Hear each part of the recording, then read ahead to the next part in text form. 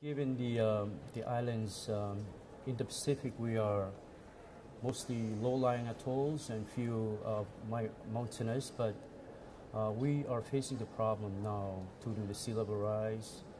I'm sure it's impacting most of the small islands in the Pacific. And for my island, is up north of the Pacific, closer to Guam.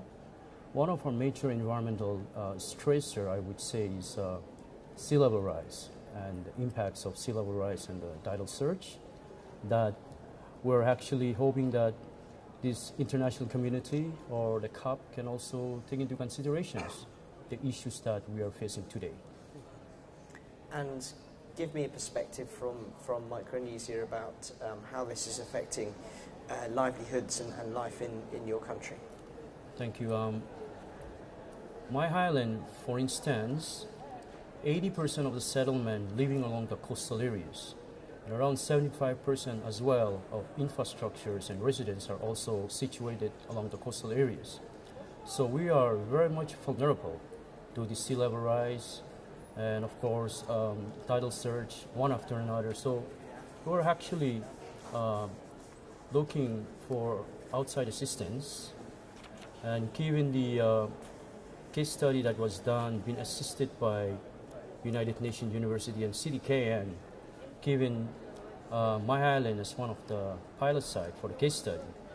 So we did a side event last week Monday to present the result of the survey that was done, to actually looking at the impacts when we talk about loss and damage.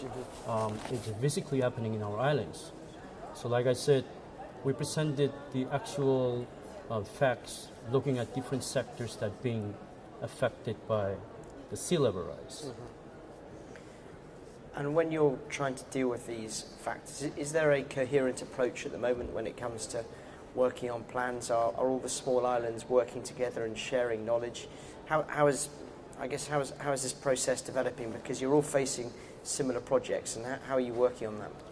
Well, although I'm talking confined to situation happened to my island, but this is actually happened throughout all the Pacific Islands. I think most of our islands are like either low-lying atolls, or although it's mountainous, but coastal erosion seems to be one of the stressor. So as far as a way forward, of course we have plans, we have strategy, but of course we need some resources.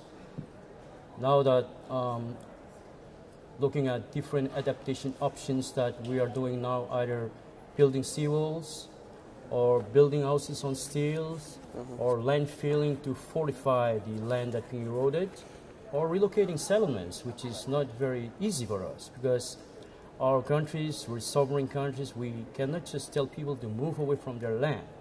So we really have no options. Now that we're calling out for the international communities, by all means that can provide it to help us in the Pacific. We are here plea for support.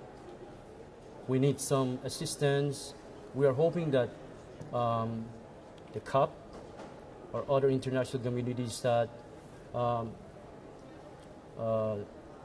familiar with our situation here can at least give us some assistance. And what do these communities need when we talk about assistance? Because clearly the world is, many parts of the world are undergoing something of an economic downturn, so perhaps finance may be not that available. What do you really need? What could these countries really do with in terms of support? Well, as you alluded to, financial assistance is one area that we're sort of looking at, I would say, priority. Other than that, I think some of the Pacific Islands already keep their way forward as far as immigrations. You can see, or migrations is number is getting higher. And like I said, we really have no choice. People start moving away from the islands, and we're doing our own way of adapting to the situation now.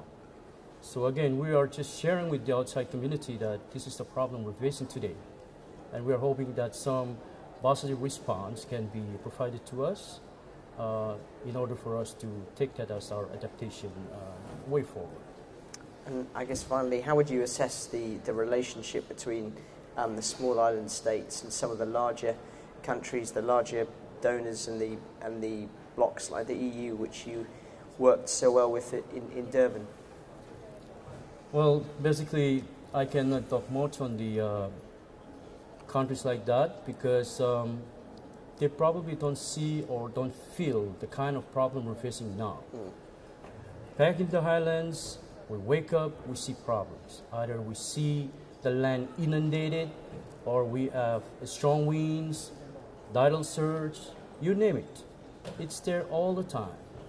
So we are merely a plea for support out there, knowing that we are vulnerable to all these climatical changes. And of course, the negotiations going on to reduce the greenhouse gas and all of this. This is something that we probably need from the developed or developing countries to consider.